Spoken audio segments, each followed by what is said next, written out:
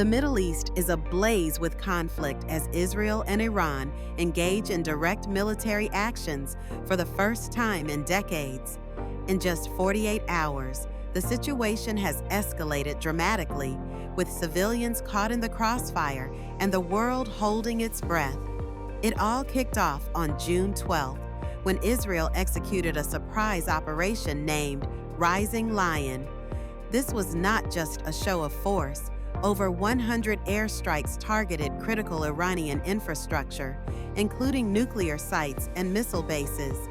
The strikes were precise and deadly, hitting locations like Natanz and Fordow, and resulting in the deaths of key military figures, including senior commanders and nuclear scientists. The toll was staggering: over 78 people killed and more than 300 injured on the first day alone. Iran wasted no time in retaliating. The following night, they launched True Promise 3, unleashing a barrage of over 150 ballistic missiles and more than 100 drones aimed at Israeli territory. The attacks were devastating.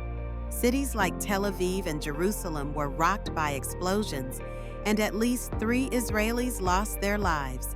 The chaos didn't stop there.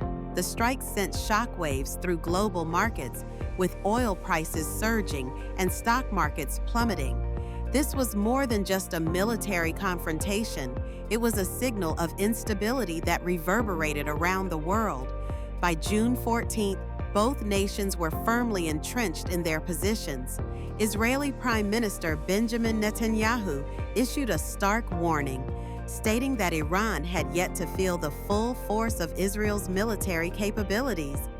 In response, Iran's Supreme Leader Ali Khamenei vowed to bring devastation to Tel Aviv. This is no longer a proxy war. It has escalated into a direct military conflict between two powerful nations. For the first time since 1988, we are witnessing live fire exchanged in an open war. The implications of this conflict extend far beyond the borders of the Middle East. The risk of global escalation is palpable, with U.S. troops in the region now on high alert. Nuclear diplomacy has effectively collapsed, and the prospect of peace seems more distant than ever. The energy crisis looms large as oil prices continue to spike, threatening economies worldwide. If this conflict continues to escalate, the consequences will not be confined to the region.